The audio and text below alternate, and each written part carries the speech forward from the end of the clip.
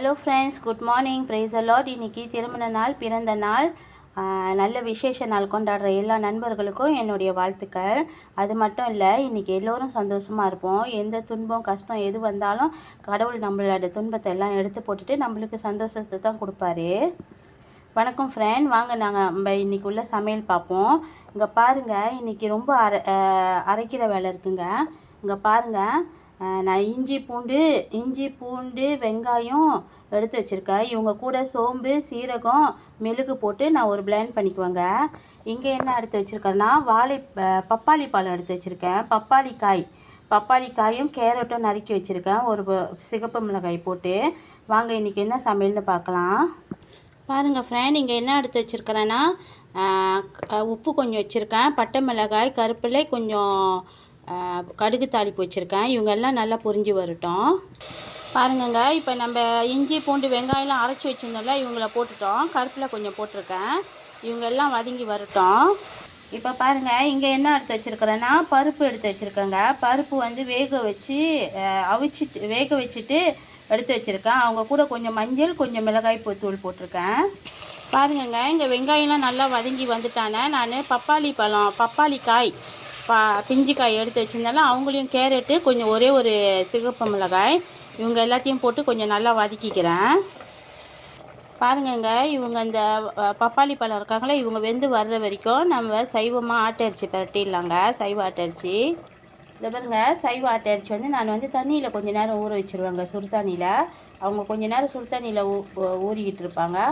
வாங்க பார்க்கலாம் எப்படி சமைக்கிறேன்னு.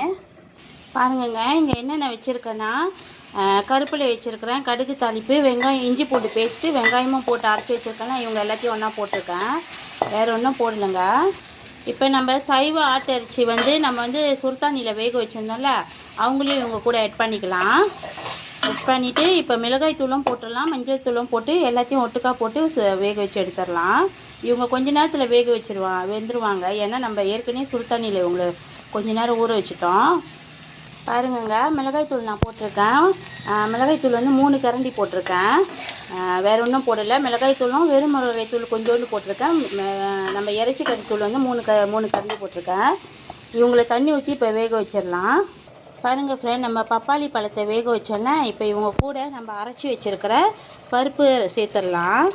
பருப்பை நான் பிளெண்டரில் அரைச்சேங்க, வேக வச்சுட்டு அவங்களையும் சேர்த்துக்கலாம். பாருங்கள், பிஞ்சு பப்பாளியை போட்டு நான் சாம்பார் ஆக்கியிருக்கிறேன். இவங்கள கொஞ்ச நேரம் வெந்து வரட்டும். தேங்காய் பால் ஊற்றிட்டு இறக்கிடலாம்.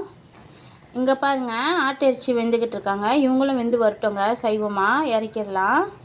பாருங்கங்க, கொஞ்சமாக பெருங்காயத்தூள் போட்டிருக்கேன். உப்பு எல்லாம் சரியாக இருக்காங்க. இவங்க கொதித்து வர்ற வேலை தான். கொதித்து வந்தோன்னா அடுத்த ரெசிபிக்கு போகலாம். வாங்க. இங்கே பாருங்கள், இந்த சாம்பார் வந்து பப்பாயா சாம்பார், பப்பாளி காய் சாம்பார். இவங்க நான் வந்து இன்றைக்கி வந்து சைவம் வந்து 5 பேருக்கு தாங்க சமைக்கிறேன். 5 பேர் தான் கேட்டிருக்காங்க சைவமாக இன்றைக்கி.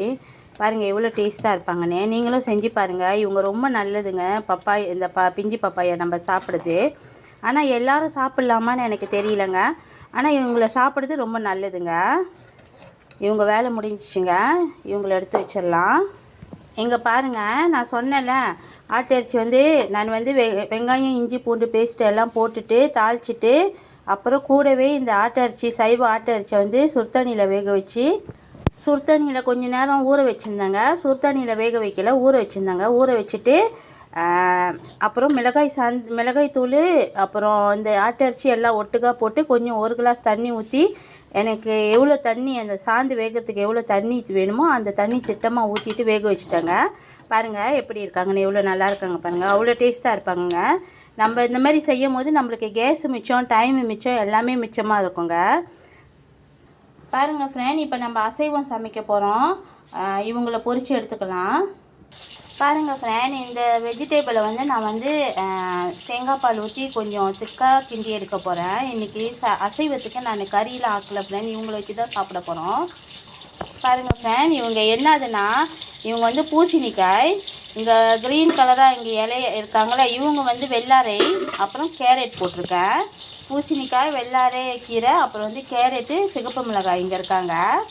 இங்கே என்னென்ன இருக்காங்கன்னா இஞ்சி பூண்டு பேஸ்ட் இருக்காங்க, அப்புறம் கருப்பிலை கொஞ்சம் இருக்காங்க, ஈக்காம்பிலேஸ் கொஞ்சம் இருக்காங்க, நெத்திலி. இவங்க எல்லாத்தையும் ஒட்டுக்கா போட்டு எல்லாத்தையும் ஒன்றா போட்டு வதக்கி எடுத்துக்கலாம். இங்கே பாருங்கங்க, வெள்ளாரை, பூசணிக்காய், கேரட்டு, அப்புறம் இஞ்சி பூண்டு பேஸ்ட்டு, கருப்பிலை, அப்புறம் நெத்திலி இவங்க எல்லாத்தையும் ஒட்டுக்கா போட்டு நல்லா கிளறி, உப்பும் போட்டிருக்கேங்க இவங்க கூட. எல்லாத்தையும் ஒட்டுக்கா போட்டு நல்லா கிளறி இப்போ இவங்க சுண்டி வரட்டும் வந்து.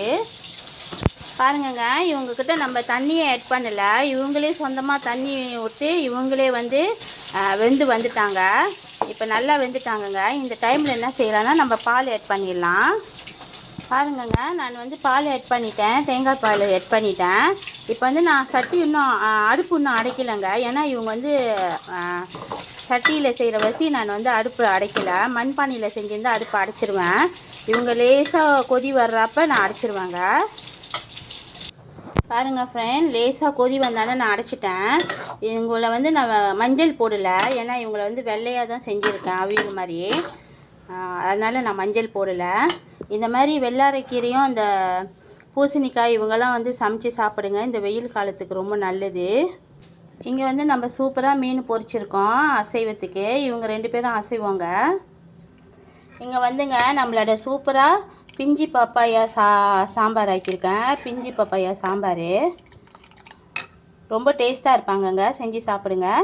ஆனால் இவங்களை வந்து எல்லோரும் சாப்பிட்லாமான்னு எனக்கு தெரிலங்க. உங்களுக்கு தெரிஞ்சிச்சுன்னா யார் சாப்பிட்லான்னு, இந்த பிஞ்சி பப்பாளி வந்து யார் சாப்பிடக்கூடாதுன்னு உங்களுக்கு தெரிஞ்சிச்சுன்னா காமெண்டில் மற்ற நண்பர்களுக்கு தெரியப்படுத்துங்க. நன்றிங்க. இங்கே பாருங்கள், நான் இன்றைக்கி வந்து புழுங்கரிசி சாதம் அடிச்சிருக்கேன். இவங்க கூட எதையும் சேர்க்கலைங்க. இன்றைக்கி நார்மல் புழுங்கரிசி சாதத்தை வந்து நான் வடித்து வச்சுருக்கேன். இங்கே பாருங்கங்க, நம்ம சைவமாக ஆட்டரிசி பெரட்டல் செஞ்சுருக்கோம். இவங்களும் ரெடி ஆகிட்டாங்க. வாங்க ஃப்ரெண்ட், இன்றைக்கி இவ்வளோ தான் சமையல். இன்றைக்கி உள்ள சமையல் உங்களுக்கு பிடிச்சிருந்துச்சின்னா லைக் பண்ணுங்கள், ஷேர் பண்ணுங்கள், மறக்காமல் பெல் பட்டனையும் அமுத்துங்க ஃப்ரெண்ட். உங்கள் ஃப்ரெண்ட்ஸுக்கும் ஷேர் பண்ணி விடுங்க. நீங்களும் இந்த ரெசிபியெல்லாம் செஞ்சு சாப்பிட்டு பாருங்கள், நல்லா இருப்பாங்க. இந்த சேனலில் நான் ஏதாவது தவறாக பேசியிருந்தாலும் தவறாக செஞ்சுருந்தாலும் மன்னிச்சிருங்க ஃப்ரெண்ட். அடுத்த சேனலில் வந்து நான் அதை வந்து அடுத்த ரெசிபியில் வந்து நான் அதை வந்து சரிப்படுத்திக்கிறேன். இன்னொன்று ஒரு விஷயம் ஃப்ரெண்ட், என்னோடய வீடியோ போடும்போது நான் சில சமயம் வந்து மியூசிக் வருது ஃப்ரெண்ட், ஒரு பாட்டுலாம் வருது. ஆனால் அவங்க எப்படி அவங்கள அந்த இதை செய்யக்கூடாதுன்னு எனக்கு தெரியல. என் தங்கச்சிக்கிட்ட தான் கேட்டிருக்கேன். அவங்க வந்து சொல்கிறேன்னு சொல்லியிருக்காங்க இன்றைக்கி. அப்படி அவங்க சொல்லி கொடுத்தாங்கன்னா நான் அந்த விஷயத்தையும் நான் வந்து சரிப்படுத்திடுறேன். மன்னிச்சிருங்க ஃப்ரெண்ட். தேங்க்யூ. பாய்.